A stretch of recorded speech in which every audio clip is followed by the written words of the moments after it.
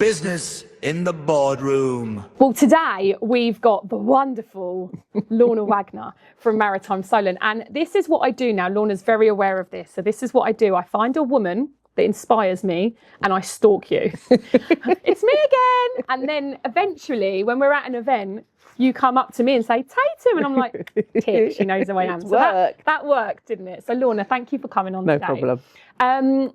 As I say, from Maritime Solent, but I do start every episode with a gripe. So is there something when we've had people not picking up their dog poo, we've had men walking across the crossings too slow, is there anything that really gets your back up just on your way to work, like non-work related, like a daily gripe? Well, it's something that's not as much of a problem these days because I work from home quite a lot of the time. Right. But my real ick is sitting down in a chair that someone else has made warm. Oh. I can't bear it. Well, I'm so glad I didn't bear it. You got it. Yeah. But when you work from home, you know, it's your chair. Yeah. But no, there's something.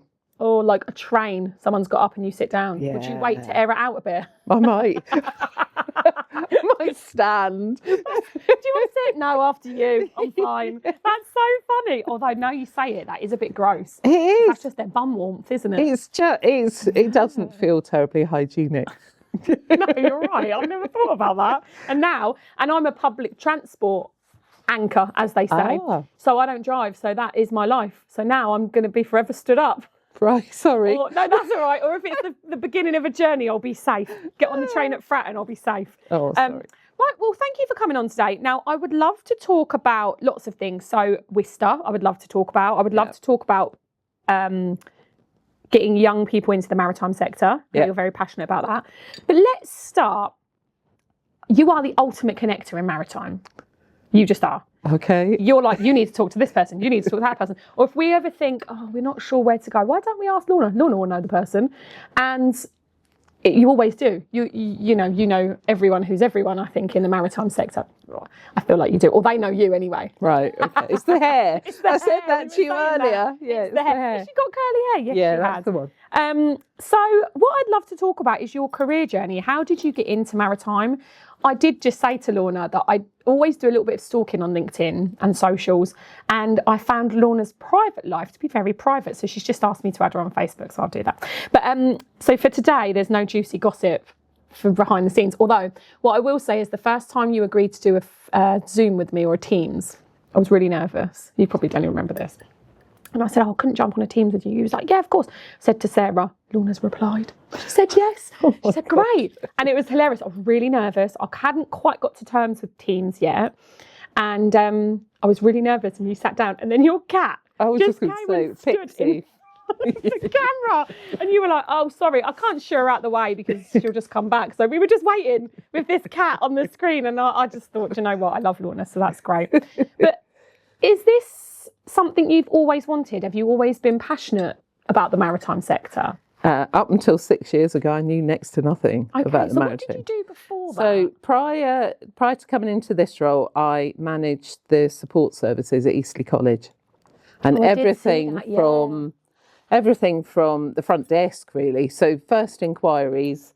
Got involved a lot with the sort of school liaison stuff and all the way through their journey. So I was the safeguarding leader, held the student finance budget. Oh. But careers and employability, work experience was one of my departments. And that was the one that got me out of bed in the morning. And then I saw a job advertised, which was split between Maritime UK nationally and Maritime UK Solent, as we were then.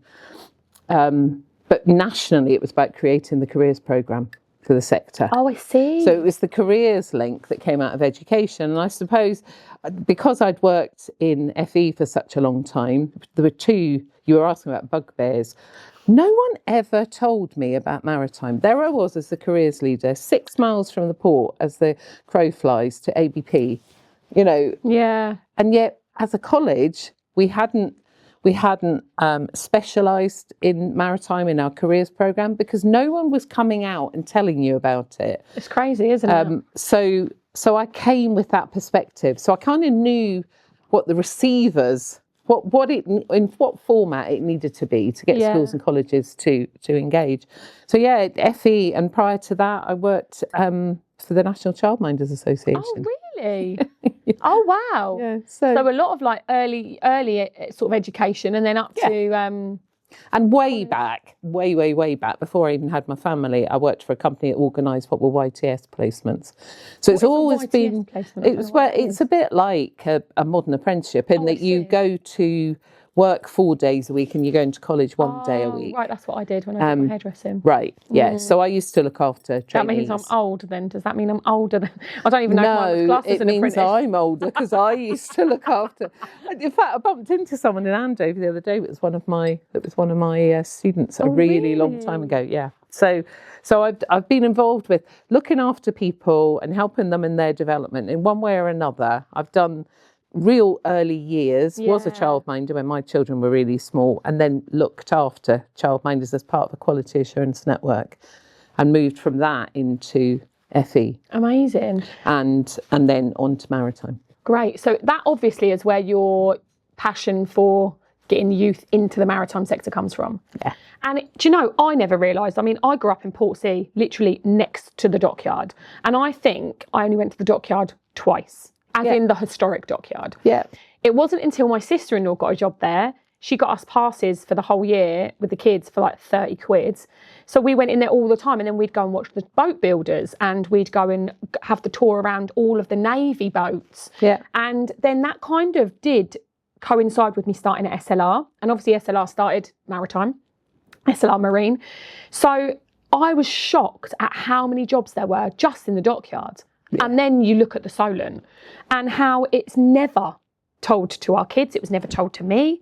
And I think, I'm a Pomponian. I'm originally from here. Why do I not know that the jobs exist in there? And you can't know what you don't know. I mean, my job now, it's not just the people side of things, or that takes up a lot of my time, but I manage the business network, really. Yeah. But very well as well. Thank you.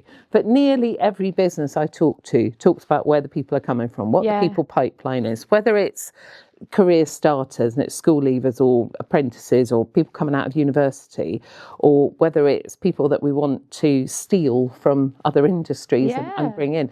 The opportunities are here. And we announced last week these new figures. 10.6 billion is what the maritime sector contributes from the Solent to the UK economy every year. Crazy. And 144,000 jobs when you include the supply chain. And it's pushing 20% of the local economy here. Yeah. So we can't ignore it. The opportunities are there. You kind of don't see it because it's a bit like wallpaper. You stop seeing it. And the other thing is every single day I find out something new about maritime, a new type of job.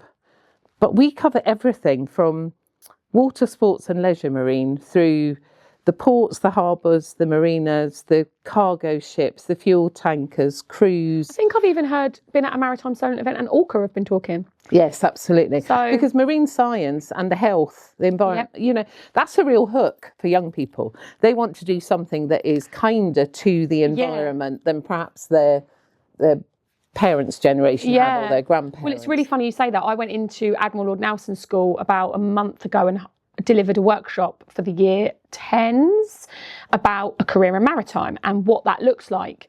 And I thought, what's going to hook these young people? Money. So I said, do you know how much money you can earn and how much you can travel the world in maritime? But it's funny because a lot of them that came in, I said to them, tell me the jobs that you think are available in the marine sector.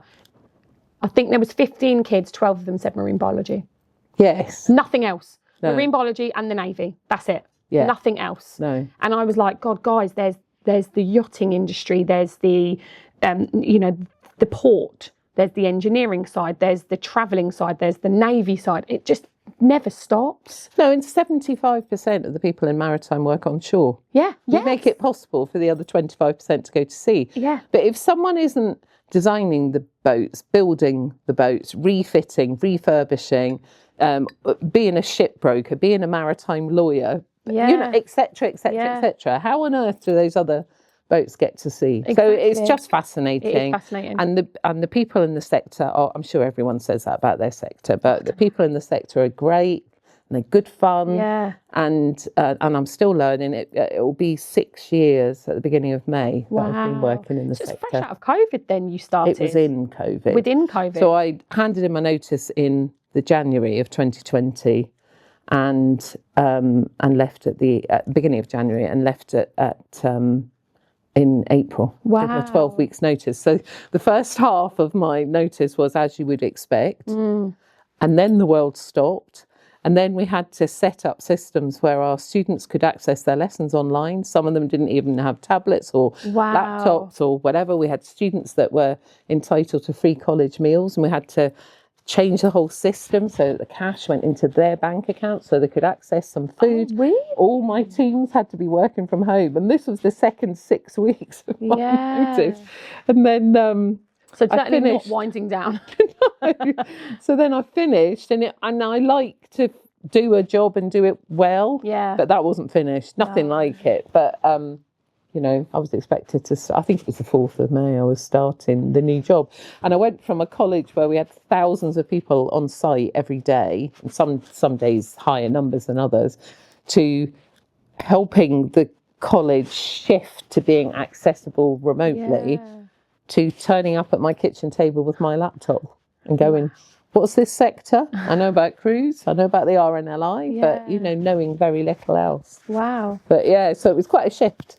So when did, actually, I'll come on to this. What I do want to touch on while we're on the education sort of side of this chat, do you know that we're launching SLI Youth Recruit? Yes. Okay, I'll talk to you about that more after, because we've got an opening on, an open day on Monday. Right. And we've got all the rates and everything now. So we want as many employers come into that as possible. Okay. Because it's so important, and we need the employers' input. We need their buy-in, because we're gonna sort of tailor the cohorts of kids. Sorry, not kids, young people, because it's going to be 16 to 19. We're going to tailor that, and we're going to make sure that we're only putting through people that genuinely want to work.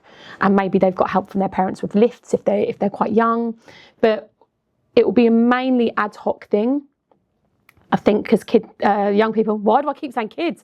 Young people can only work certain hours, can't they? I think Sarah's got all that information upstairs. But anyway, Sarah's got her patter down for Monday, so she wants to really launch this on Monday, and we've got no reason why this wouldn't be a huge success. Well, and you guys are taking the kind of the admin and the financial risk with it as well, aren't you? Which is incredible. They're employees of us, yeah. And what I love is that I think these, I might be wrong, but I think you were talking about this after the open day at, not the open day, the event at the D-Day Museum. And people were saying, well, why can't we get people into apprenticeships? Why can't we get young people into work? Blah, blah, blah. And it was that financial risk and the fact, the sort of the minimum wage and all the rest of it. That was only, what, a month ago. 8 weeks ago? 6 weeks. When was it?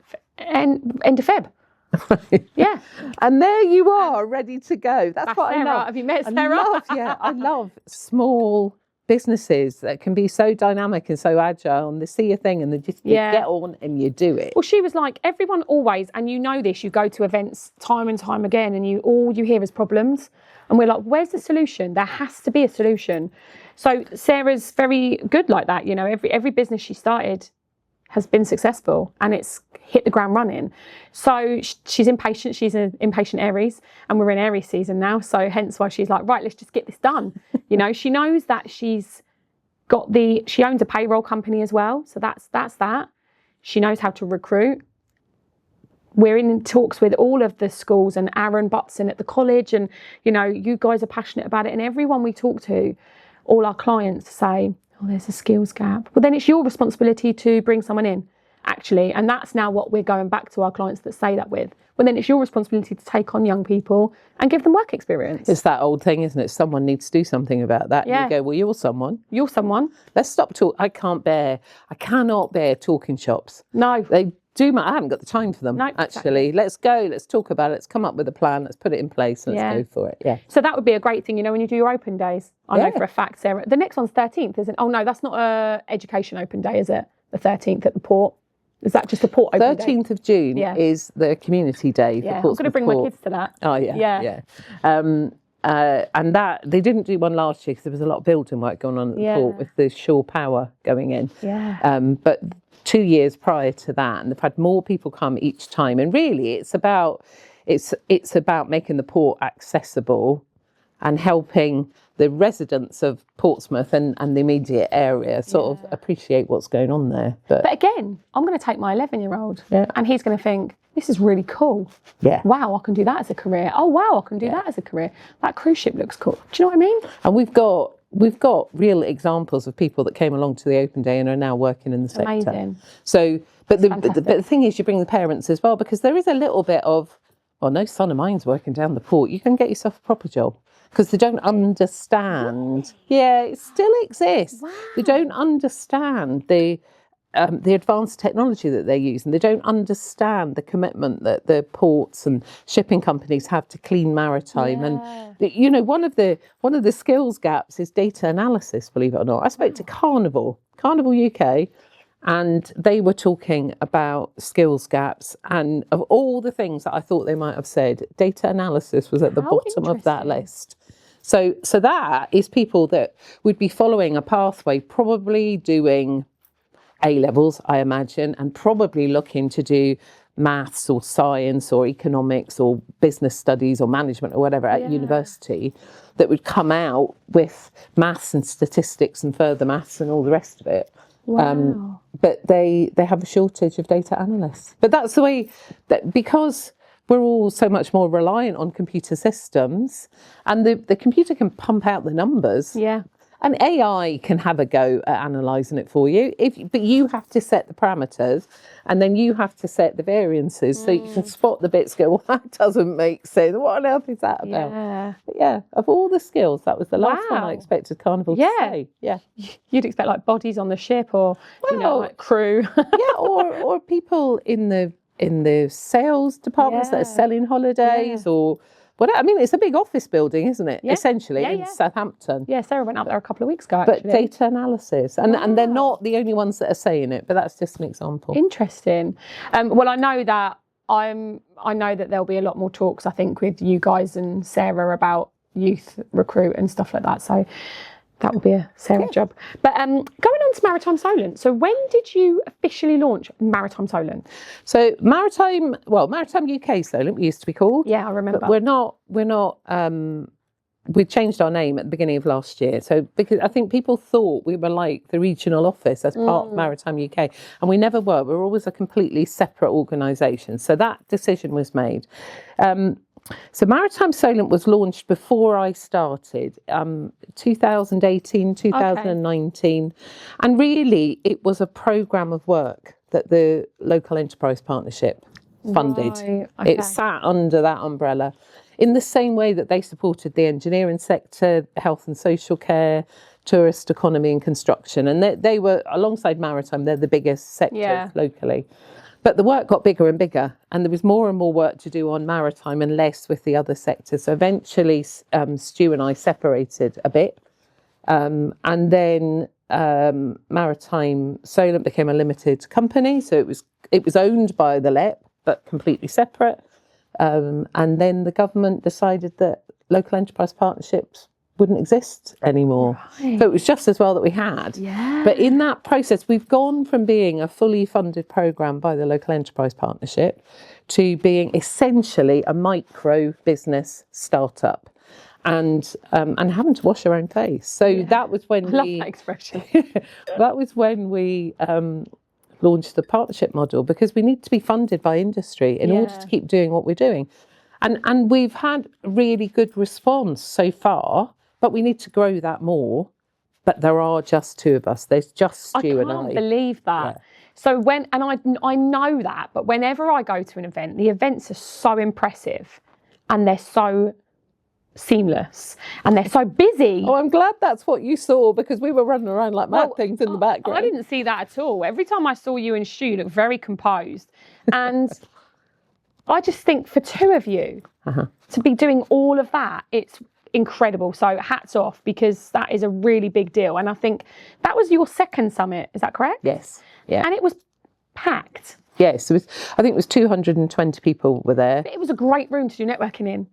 And yet it's the baggage hall. Yeah, I know. It's the baggage hall in the terminal. How fantastic I is know, that? I know. So we had never seen the terminal. We work with Portico, so I had seen the terminal, but not at the actual where the customer's experience. Yeah. So we went and had a little coffee with Mike Sellers, and he said, "Do you want a little tour?" I was like, "I'd love a tour. I'd love to see like how the cruise journey goes," and everything that they do in the port is fantastic, isn't it? With the eco and the solar system the solar panels and all of that stuff. It's Carbon fantastic. net zero. Yeah, it's amazing. Yeah. And on a sunny day, it can operate off grid. Yes. How cool is that? Yeah. But the baggage hall, I was sat there listening to one of the talks, and then I thought, I'm sure this is the baggage hall. It is. Yeah. But it just looked completely different. But when they designed that terminal extension building, one of the things they were looking for was to have a space that could be used for multiple purposes, because there isn't that much space available in Portsmouth for a big event like that. So we were really happy. I mean, Portsmouth Port has long been one of our partners, and we work really closely with them. And Mike is on our board. Mike Sellers is on our board, and the space was made available to us, and then you just have to turn it into a conference area. But it's really good to be. We could be in a big hotel, but it's good to be in an industrial environment. And yes, the event was good. I mean, we do have extra help, and we buy in graphic design help, and we get some PR and some comms help, and there's different. Obviously, we didn't put the chairs out. There was an events company that put the. Well, weirdly enough, the events company Lizard, Sarah's godmother's son works for it. We were like, oh, there's Zach. Oh, really? Yeah, he was like doing the sound and stuff. Well, and he was fantastic. Yeah.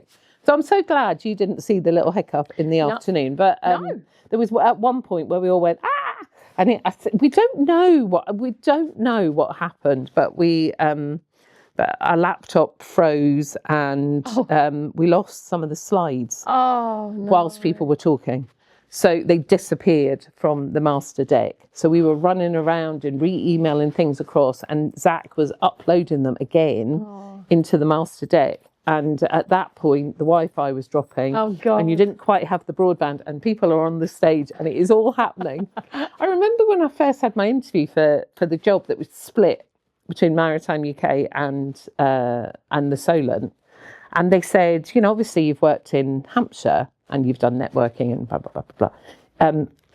How do you feel about doing that on a larger scale and, working across the UK? And I said, well, you just scale it up. It's the same principles. Yeah. We run network meetings at least once a month, and they're almost always very relaxed. Sometimes we've got speakers, sometimes it's a tour. But it is just a network meeting. And I remember saying to Stu a few, months ago, probably now, look, the way we need to approach the summit is that it's a fancy network meeting, and you apply the same principles. Yeah. So it's welcoming, so that people get the chance to talk to each other, that we left enough time in the refreshment breaks where you could talk to each other, blah, blah, blah. It was good. But and a lot of the speakers were so interesting, like very engaging. Fascinating. Yeah, very engaging. Yeah. And I mean, I always love hearing, Stu's a fantastic public speaker, isn't he? As is Mike Sellers. But it was really good to hear from the people that were going for mayoral. Well, they're not candidates yet because the election for mayor has been postponed. Oh. So they are potential candidates. But that was a very interesting board. Yeah. And the defence one in the afternoon. I love listening to the Commodore from the naval base. Well, it was very good for us to hear. And obviously then there was also Griffin as well, wasn't there, on there?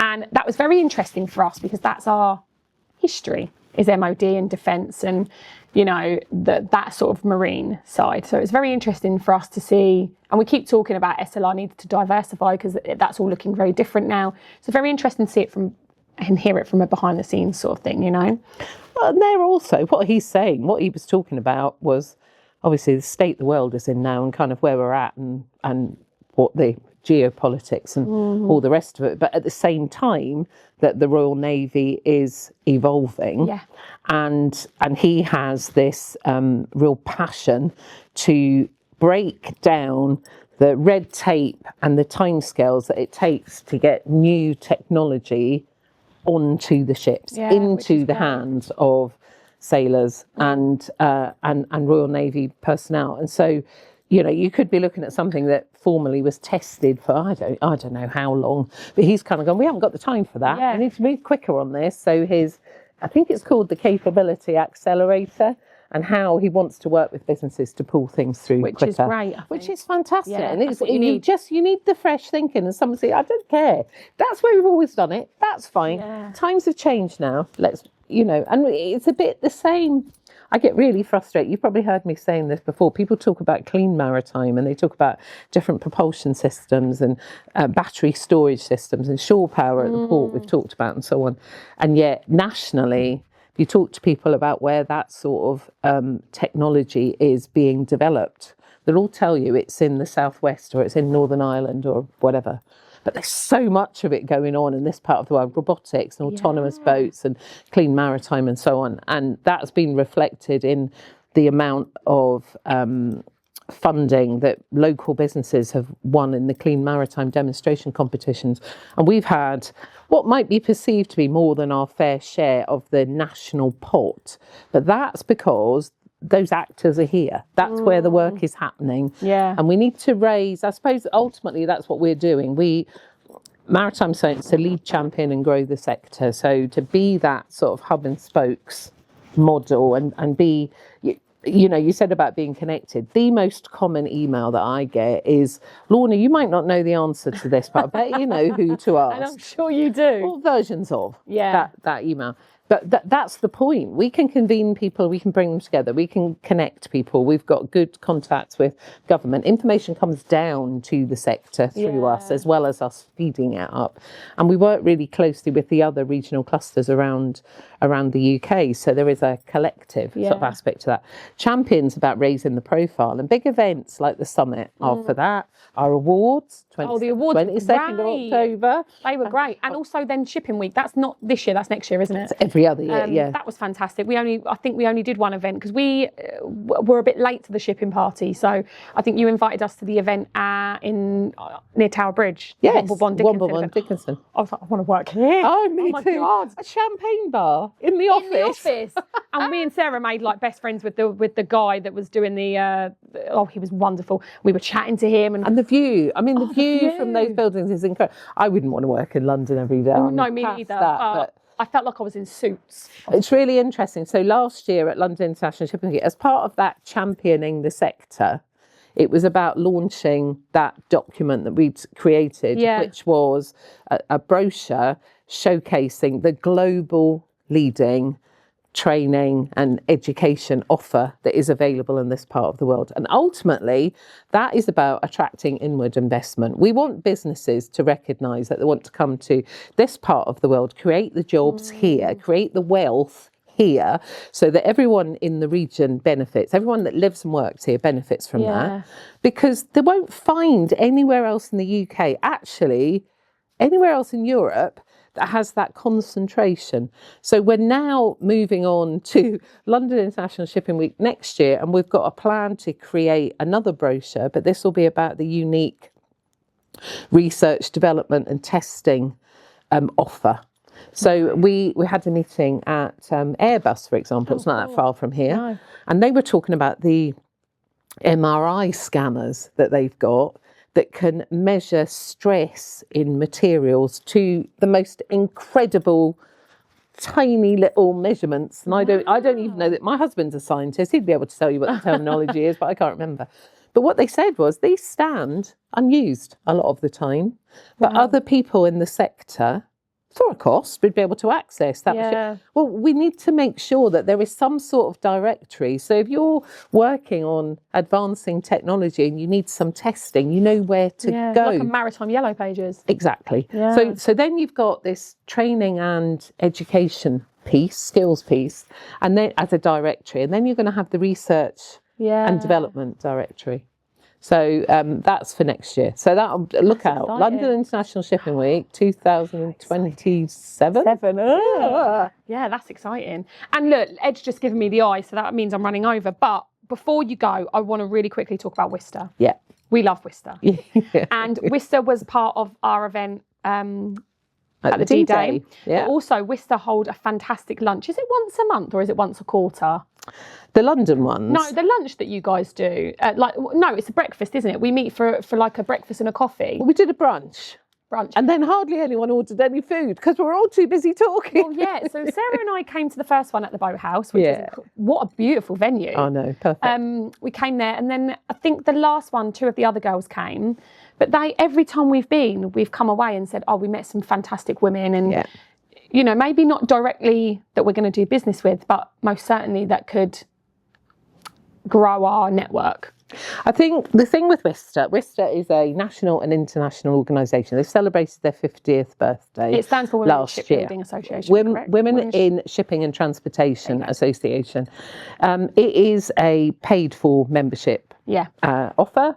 There's an awful lot of it goes on in London, obviously, because a lot of the people that are involved in the business services. So whether it's shipbroking, ship owners, operators, insurance, funders, financiers, you know, and did I say lawyers, etc. No, but they, you know, the business services.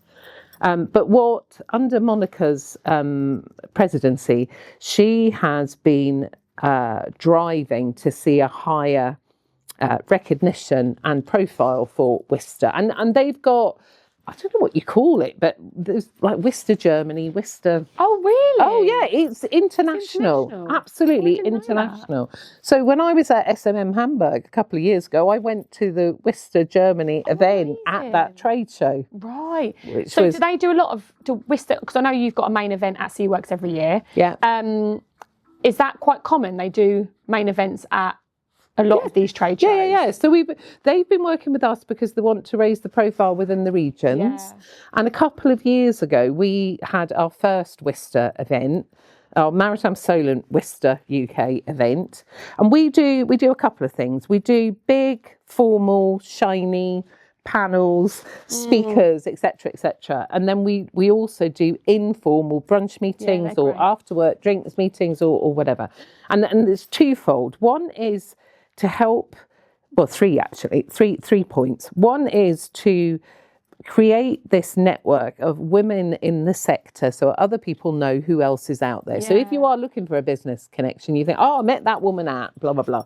So there is that. The second is to raise the profile of Worcester UK as an organisation. They only charge £100 a year for membership. It's not expensive. And that gets you access to some of the events in London and the black tie dinners and, you know, and all the rest of it. And then the third was really, it's to educate and to inform. But we wanted to make sure that people that are coming into the sector or are fairly new in the sector or perhaps are feeling a little bit isolated, you know, they work, I don't know, in a marina somewhere in the Solent, and there's only them and men in the business, and it's a fairly small team, and they're feeling a bit isolated. Yeah. So what we wanted to make sure that there was a community of women from the sector who essentially put their arms around other women in the sector and say, look, we know when we're at Seawork, which is coming up in June. I love going to trade shows because it's one of the few places you go to where the queue for the men's toilets is longer than the queue for the women's toilets. Yeah, you're right. I've never thought about that. We're working on that. We're trying to get more women in the sector, but and everything we do is let's make the most of the small queues at the moment. Absolutely. But we want to make sure that women don't come into the sector and then feel really isolated and leave. Yeah. You know, we've got to show that there is this network, and we can use that network of women to inspire young women and girls that are coming through school and college and university to show them what's coming. We did a really fun speed networking event at Solent Uni last year with there was about 50 of us in the room, I think, half women from the sector, half current students or cadets. And it was so noisy, and we had a bell that went off where they had to move on every 4 minutes. But it was absolutely brilliant. So all those current students and cadets now know that this organisation exists. Great. And we're doing the same again, but at the University of Southampton later on in the year. And it's just, so the students at Southampton won't be cadets, but they will be on business courses or maritime courses or maritime engineering or whatever, but they already know that this community exists. So we're I think there Sarah to would support like them to get as they step in. Yeah. I haven't done any more about it than kind of agreeing a date with the University of Southampton. I can't remember what it is, but I think it's November.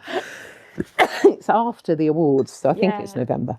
Well, that's a long way away from maritime, really, isn't it? Like, yeah. You know, it's month by month, isn't it, in this sector? I find that there's so much that takes up your calendar month by month. So, well, listen, that's us. That went quick. That's almost, I have a half-hour cap and it's been like 45 minutes. Oh, but I always talk too much. No, me too. But I end every show on a really hard-hitting question. Right. So if you were a biscuit, what biscuit would you be? Oh, no question. And why? Right, okay. Oh, am I allowed to? I mean, you're Lorna Wagner, you can have the whole packet if you want. So you know those ones that you get that really are a bar of chocolate with a little bit of biscuit stuck on top of them? Yeah. I don't know what they're called. Yeah. Yeah? Because that's actually chocolate rather than a biscuit. Well, yeah, I suppose. But if I see that, you know the ones I mean? I know what you But the mean. bar of chocolate is bigger than the biscuit. Yeah. Because let's be honest, it's not the biscuit I want, it's the chocolate.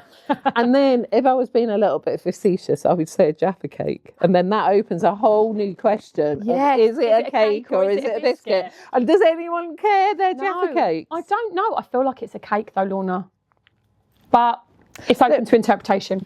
Well, apparently one of them gets softer as it gets older and one of them gets harder as it gets older. And that's the definition. Oh, okay. So if you leave bourbons out and... They'll go soft. Yes, but if you leave a cake Jaffa cake out, it goes hard.